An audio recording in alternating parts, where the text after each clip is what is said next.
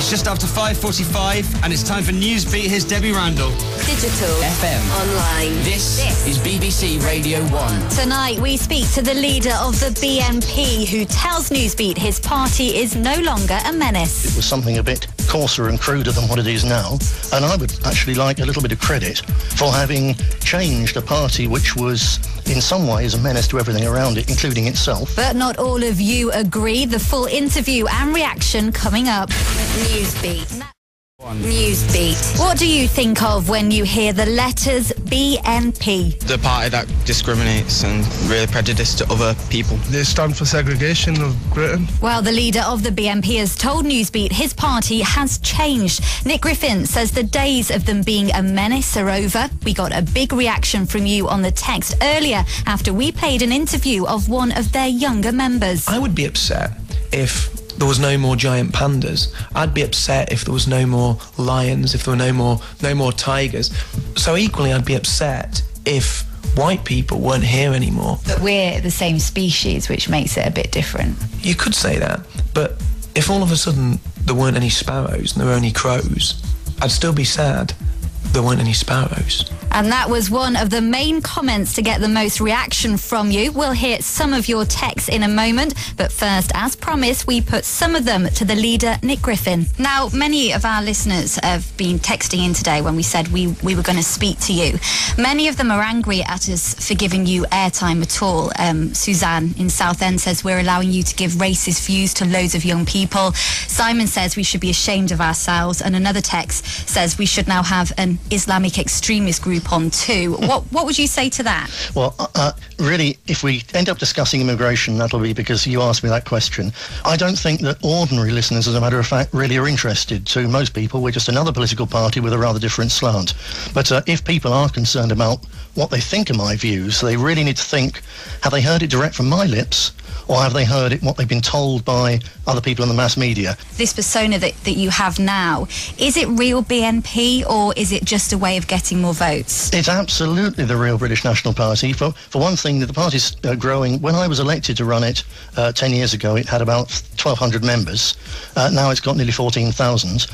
All those people are joined on the current agenda of the British National Party. So another text for you then. We've had one from Jules in Milton Keynes who says, can a black person join the BNP? At the moment, not. But it's not because they're black. It's nothing to do with black. It's to do with whether you're indigenous British. And historically, the indigenous British happen to be what the BBC and the ruling elite call white. There's lots of black people vote for us, lots of Sikhs vote for us. But in terms of joining, we've been like a flip side of the Black Police Officers Association. It's not for white people. When are you allowed to call yourself British? It's if you're indigenous or the indigenous people accept you as one of them. And it's actually also obvious in Britain who is either indigenous or completely assimilated to the indigenous way of doing things. Another text we've had asking how you would feel if one of your daughters came home with a black man or an Asian man. How would you feel about that? I wouldn't be particularly keen on that, just as I would expect their parents probably not to be particularly keen on it. Do you understand why people do call you racist bigots if you look back at the history of the BNP and where it's come from? In the old days, it was something a bit coarser and cruder than what it is now, and I would actually like a little bit of credit for having changed a party which was in some ways a menace to everything around it, including itself, into something which is electable, sensible, mainstream, and gives people who are concerned about the way the country's going a legitimate democratic outlet for their concerns. Is it actually how you think and how you believe rather than just how you portray the party? Obviously, I've changed my mind on things over the years. I've changed to an extent. The British National Party's changed and evolved, as all parties do. What would the BNP do to get us out of this recession? We would not have spent untold billions of pounds bailing out corrupt and failed banks. We'd have let them go to the wall, and we'd have put the money into establishing really decent, productive industry. Law and order-wise, what about your policies on corporal punishment? We have capital punishment back as available to judges in the case of particularly vicious and premeditated murders, and we would reintroduce corporal punishment, pretty much on the line of the Isle of Man a few years ago. Very now and again, a teenager would do something really too out of order, even for teenagers, and would get birched. And as a result, the Isle of Man had virtually no crime. Since they've given up on that, they've got a lot more crime. Back to our text quickly then. Mark from Durham wants to know if you would withdraw our troops from Afghanistan. Yes, Absolutely so. That war's got nothing to do with us. We haven't got the right to be there, neither do we have a duty to be there. And one last text then from Rosie in Hertfordshire, who says the BNP is disgusting. She'd like to ask you how you sleep at night. Do you sleep well? I sleep very well, and Rosie's entitled to her view, and although I disagree with it, I'd fight to the death to allow her to have those views.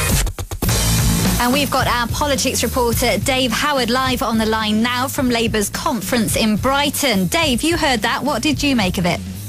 Well, a strong argument that the BNP's got more to offer than that tough immigration line we know them for. A focus on things like the recession then and law and order.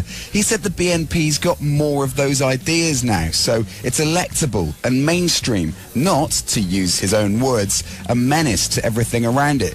No denying that controversial rule, though, that non-whites can't join the party. Just an attempt, if you like, to talk it up, make it sound a bit less like racism. And Dave, the BNP's making headlines at the Labour conference too. Yes, the school secretary's been speaking here. He's ordered a study into whether BNP members or any organisation judged guilty of promoting racism should be banned from working as teachers. He says people linked to racist organisations, and he includes the BNP in that, could be barred from schools. And plenty of very strong reactions on the text, both pro and anti. Alexandra from Dunoon says Britain is a total mixture of nationalities, recent and not so recent. She says the BNP have disgusting racist brains.